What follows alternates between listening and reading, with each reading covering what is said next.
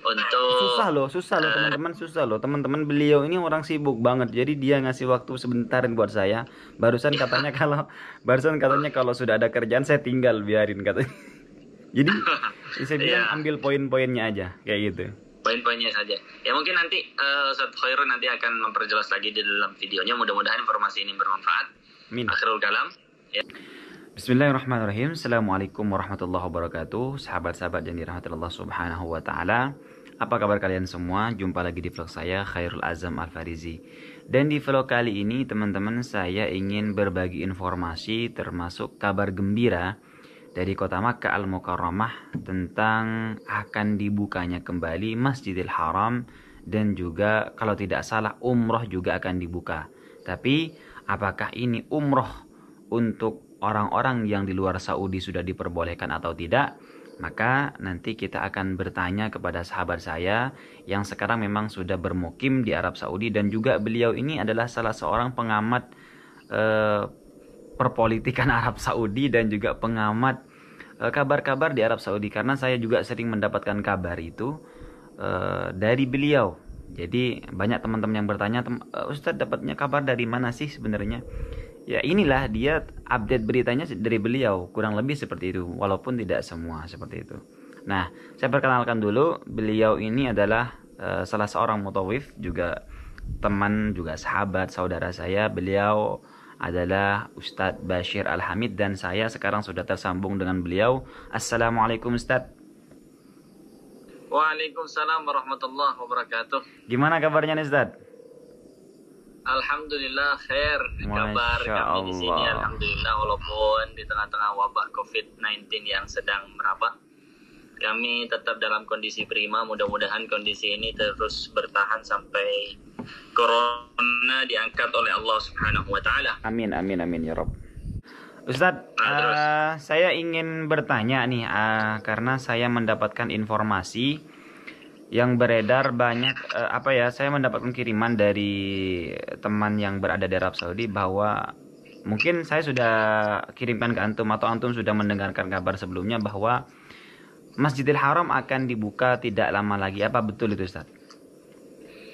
Kalau menurut dari informasi yang saya dapatkan, bahwasanya telah beredar beberapa informasi tentang akan dibukanya Masjidil Haram dalam waktu dekat. Tentu kabar ini merupakan kabar yang sangat ditunggu-tunggu oleh kami yang ada di Saudi maupun teman-teman dan para jemaah yang ada di luar negeri, karena sudah lama kami menunggu pembukaan Masjidil Haram ini.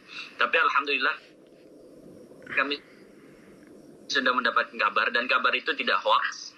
Ya, kabar itu diterbitkan langsung oleh protokol Masjidil Haram. Tetapi pembukaan Masjidil Haram ini perlu digarisbawahi bahwasanya pembukaan Masjidil Haram ini itu tetap dengan peraturan-peraturan yang sudah disetujui oleh Kementerian Kesehatan, karena pembukaan Masjidil Haram ini dibuka di tengah-tengah wabah corona yang masih menyebar luas dan masih belum ditemukan vaksin dan volumenya masih tinggi.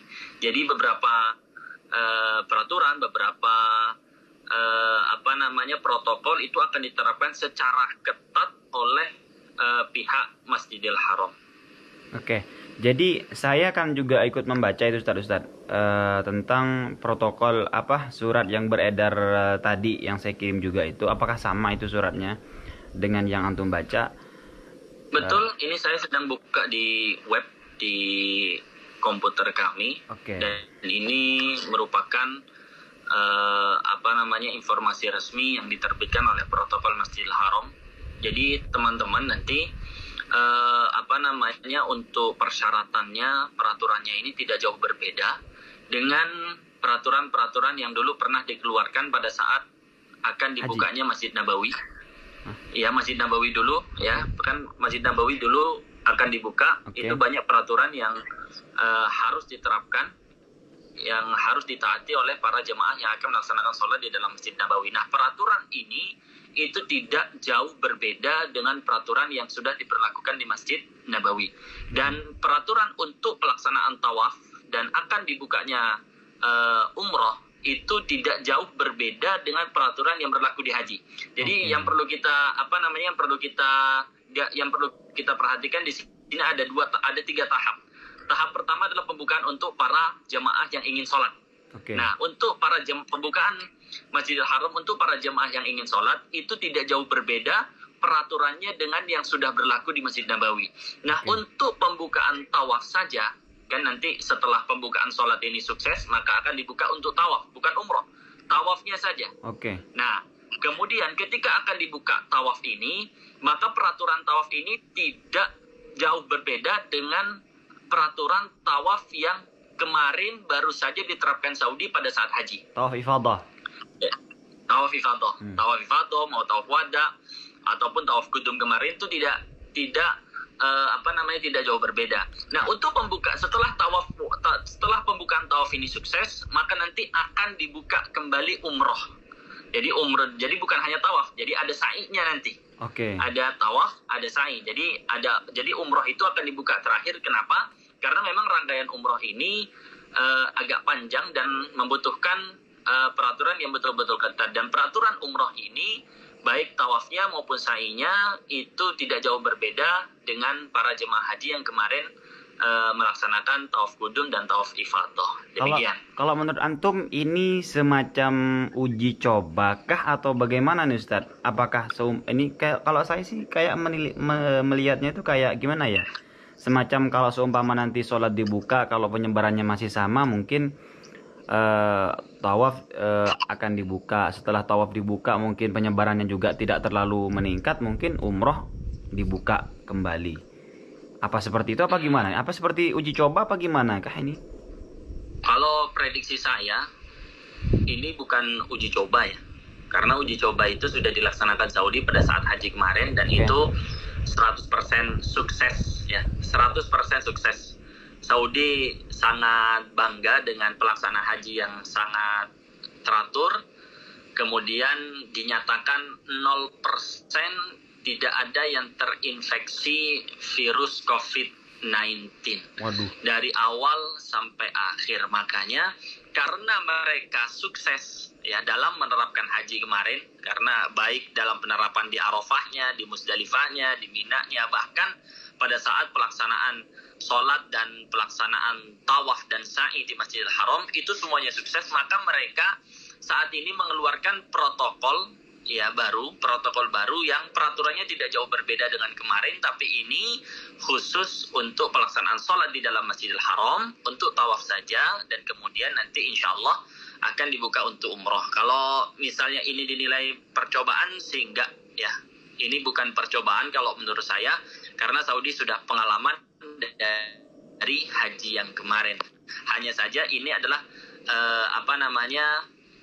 pembukaan lanjutan ya, untuk supaya Masjidil Haram ini tetap diisi oleh jamaah yang akan melaksanakan sholat, melaksanakan tawaf dan melaksanakan ibadah umrah. Dalam pemberitahuan yang tadi saya kirim itu ada nggak tanggal berapa yang akan dibuka Masjidil Haram, Ustaz? Kayaknya saya lihat nggak ada ya. Untuk tanggal belum ada.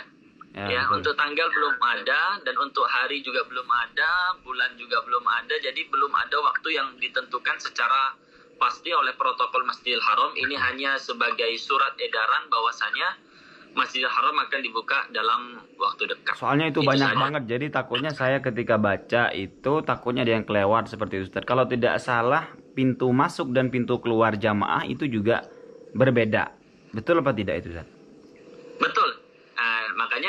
Makanya kalau misalnya kita baca di awal-awal, di halaman awal, itu akan ada tahdid abwab lid-dukhul wa ukhra lil khuruj li adami tadakhul bainahum, bahwasanya protokol Masjidil Haram ini akan membatasi pintu untuk masuk dan pintu untuk keluar. Jadi pintu untuk masuk berbeda, pintu untuk keluar berbeda, supaya tidak ada tadakhul. Tadakhul itu saling bertabrakan atau gitu. Terjadi zahma atau crowded di dalam satu pintu itu. Makanya pintu masuk berbeda, pintu keluar pun berbeda.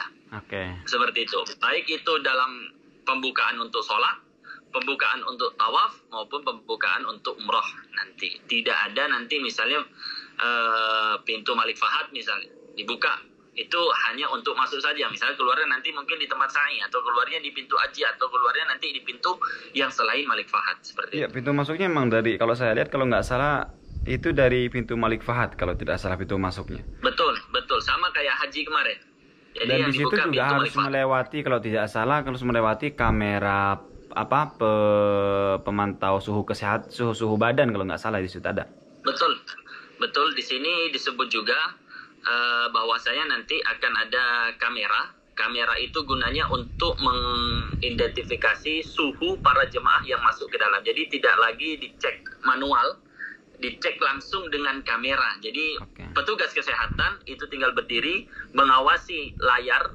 Jadi orang-orang yang masuk di situ akan tertulis berapa suhu mereka. Dan ketika ada satu orang yang melebihi suhu normal, ya, itu akan langsung dilarikan ke rumah sakit terdekat yang ada di sekitar Masjidil Haram.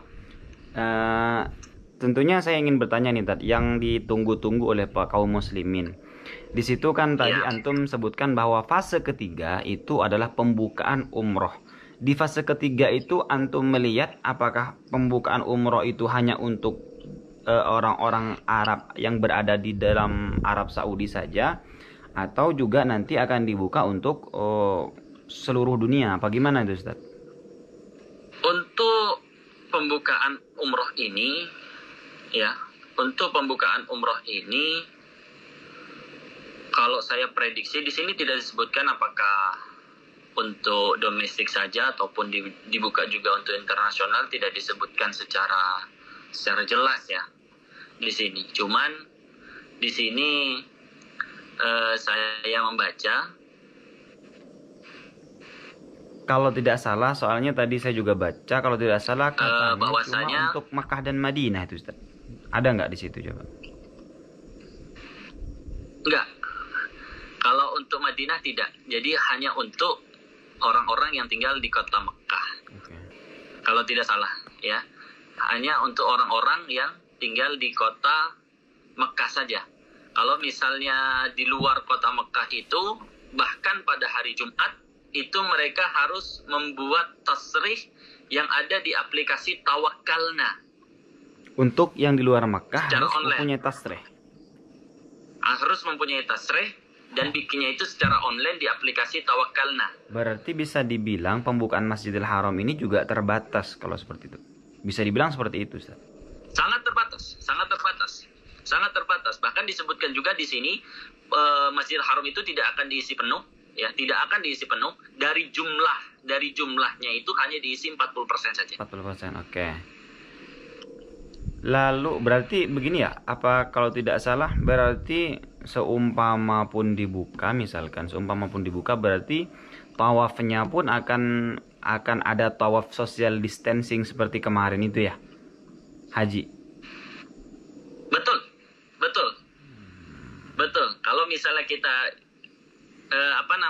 bukan di sini tidak hanya dijelaskan secara tertulis saja, bahkan protokol Masjidil Haram juga mengeluarkan gambar simulasi pelaksanaan tawaf yang barusan antum kirim ke saya. Oke, nanti itu saya sudah lihat kamera. juga. Ya. Bahkan di situ ketika nanti tawaf itu akan dibuka, setelah tahap pertama untuk sholat itu dibuka, maka akan dibuka untuk tawaf saja. Nah, nanti untuk pelaksanaan tawaf itu akan sama seperti pelaksanaan tawaf ketika pelaksanaan haji kemarin. Jadi di tawaf itu akan ditempelkan stiker. Stiker itu harus ditaati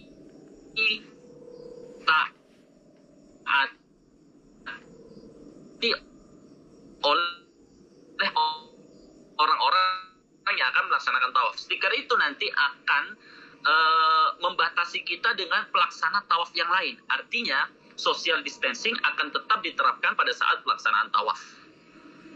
Oke. Seperti itu. Kayak kemarin. Pada pelaksanaan haji. Kalau misalnya kita kemarin melihat tentang pelaksanaan haji ketika para jemaah haji melaksanakan ibadah tawaf, itu jarak kiri kanan, depan belakang itu sangat terbatas sekali. Mereka berjarak bahkan mereka kalau saya lihat itu berjarak sampai 2 meter, 1,5 meter sampai 2 meter. Dan itu akan tetap diterapkan pada saat nanti pembukaan tawaf dan umroh. Di sini disebutkan juga ya bahwasanya nanti ketika orang-orang di bahwasanya nanti ketika dibuka pelaksanaan tawaf saja itu akan dibuka 3 masarak, 3 jalan saja, 3 baris di tempat tawaf yang paling bawah. Jadi baris pertama itu paling dekat ke tempat tawaf, kemudian baris kedua, kemudian baris ketiga. Itu hanya dibuka 3 baris saja, dan 3 baris itu akan dilengkapi dengan stiker-stiker untuk penerapan social distancing antar para pelaksana ibadah tawaf. Dan kemudian yang tadi yang ingin saya tambahkan tentang tasrih, di sini tertulis idhofatu tasrih li ziyaratil haram fi man sah tawakkalna. Menambahkan atau membuat tasrih bagi orang-orang yang ingin mengunjungi Masjidil Haram fi man sah tawakkalna di dalam aplikasi Tawakkalna lil haddi min ziyadatil a'dad fit tawafud lil Masjidil Haram. Untuk apa adanya tasrih mengunjungi Masjidil Haram ini? Lil had, untuk membatasi min ziyadatil a'dad, dari banyaknya orang yang akan mengunjungi Masjidil Haram. Jadi tasrih ini untuk membatasi orang-orang yang ingin mengunjungi Masjidil Haram. Karena kalau misalnya tidak dibatasi dengan tasrih, maka orang-orang akan banyak sekali yang akan mengunjungi Masjidil Haram karena mereka begitu antusias. Sudah lama kita tidak melihat Ka'bah soalnya. Oke. Untuk jam dibuka, kalau tidak salah di situ dijelaskan juga untuk waktu pembukaan Masjidil Haram ini tidak 24 jam kalau tidak salah, Ustaz. Betul. Ada. Jadi jam akan berapa? sama nanti dengan Masjid Nabawi. Jadi habis Isya mereka akan melakukan sterilisasi. Oke. Kalau tidak salah dari jam 8 sampai jam 9 apa dari pokoknya dari jam 8 pagi kalau tidak salah. Di sini disebutkan ada muslimah bidukhulil asimah al-muqaddasah min as-sa'ati 9 sabahan wa hatta 8 masaan. Di sini disebut, kalau di sini untuk pembukaan Masjidil Haram itu ya tidak disebutkan secara secara detail ya. Di sini hanya disebutkan bahwasanya tidak boleh memasuki kota Mekah dari jam 9 pagi sampai jam 8 malam. Bukan tidak memasuki Masjidil Haram, tidak boleh masuk kota Mekah dari jam 9 pagi sampai jam 8 malam. Artinya kan dari jam 9 pagi itu kan waktu duha sampai jam 8 malam sampai waktu Isya itu tidak boleh ada orang masuk dari luar kota Mekah menuju ke kota Mekah. Itu tidak boleh. Kalau untuk Masjidil Haramnya sendiri disebutkan di sini bahwasanya habis Isya akan ditutup. Habis Isya akan ditutup, akan dilakukan sterilisasi. Nanti menjelang fajar akan dibuka kembali untuk persiapan sholat subuh. Nah, kemungkinan ketika tawaf sudah dibuka, maka habis subuh mereka sudah boleh melaksanakan tawaf. Nanti akan seperti kemarin, dari habis subuh sampai menjelang duhur. Boleh mereka melaksanakan ibadah tawaf seperti itu. Oke, untuk yang terakhir Ustaz, ada nggak informasi yang paling penting dari pengumuman tadi yang dikeluarkan itu? Ada nggak informasi yang paling penting yang harus diketahui oleh kaum muslimin ataupun baik para mukimin yang berada di Makkah Al-Mukarramah? Menurut saya informasi yang paling penting adalah pastinya semuanya kita ingin mengunjungi Masjidil Haram, ya pastinya. Tapi yang harus betul-betul kita ketahui, ya kita ketika ingin mengunjungi Masjidil Haram ya harus mentaati protokol kesehatan. Karena diantaranya nanti kita pakai kamam, pakai masker, itu sudah wajib. Kemudian yang kedua bawa sejadah masing-masing, karena sejadah di sana itu tidak akan dipasang oleh protokol Masjidil Haram. Jadi kita sholatnya itu di atas marmer. Jadi harus membawa sejadah masing-masing. Dan yang ketiga, Zam-Zam tidak ada. Ya, Zam-Zam tidak ada. Dalam pengumuman ya, itu ada nggak? Zam-Zamnya tidak ada. Di dalam pengumuman ada pengumuman. Zam-Zam itu tidak ada, dan nanti Zam-Zam itu akan dibagikan seperti di Masjid Nabawi per botol. Kalau di Saudi per botol yang setengah realan itu dibagikan oleh petugas Zam-Zam yang nanti akan berkeliling di Masjidil Haram dan membagikan untuk para jamaah. Jadi jangan berharap nanti malah bawa galon atau bawa botol untuk mengisi air Zam-Zam, tidak akan ada.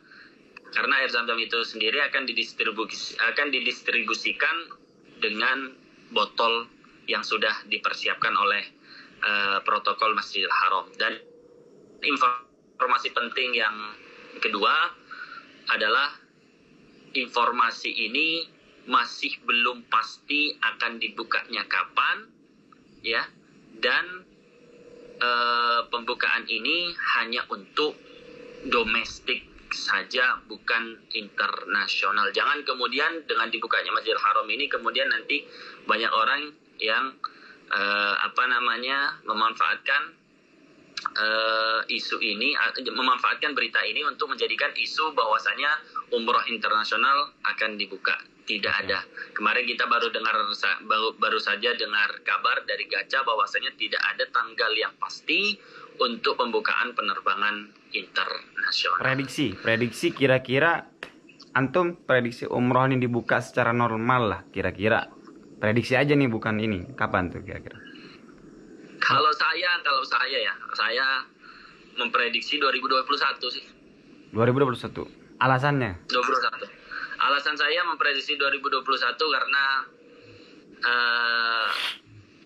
karena Kementerian Kesehatan waktu itu pernah mengeluarkan statement, pernyataan bahwasanya sekolahan itu tidak akan diperbolehkan masuk secara normal kecuali vaksin sudah ditemukan secara resmi. Artinya kalau sekolahan yang aktivitasnya di dalam negeri saja dibatasi sampai vaksin ditemukan, apalagi yang dari luar. Oke. Seperti itu. Kalau saya sih alasannya seperti itu.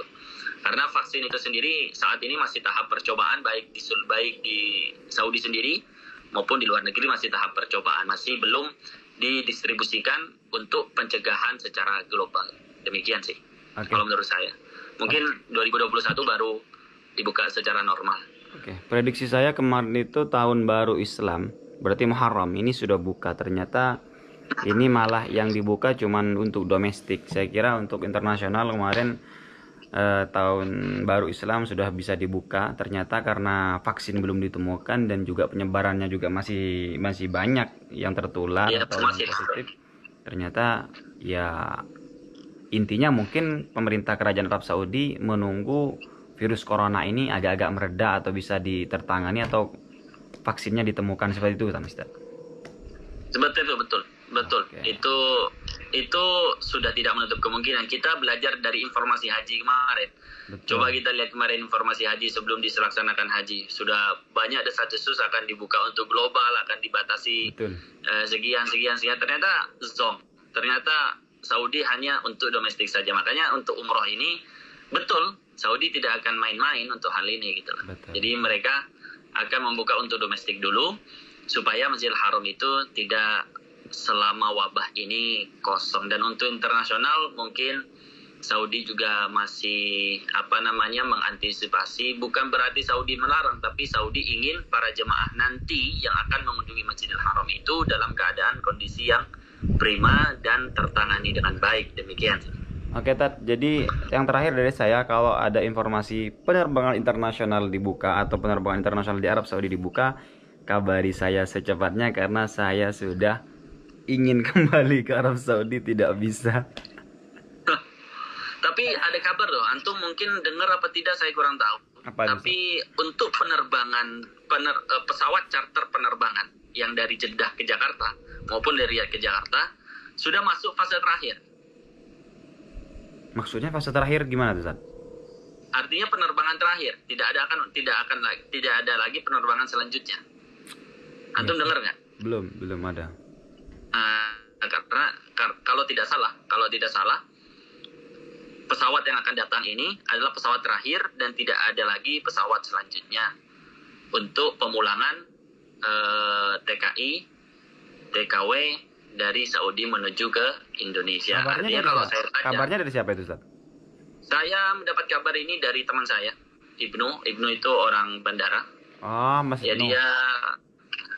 Mas Ibnu. Dia juga berkawan baik dengan Mas Zainuri. Ngerti, tahu. Jadi mendapatkan info dari beliau Kalau saya prediksi kalau sudah penerbangan ke Indonesia sudah terakhir, mungkin tidak akan lama lagi untuk internasional. Oke, Ustadz, terima kasih banyak untuk informasinya. Jangan lupa pakai masker tuh. Itu nggak pakai masker tuh. Kebetulan lagi sendiri di rumah ya. Oke. Jangan menegur kalau Anda juga tidak pakai. Oke, Ustadz.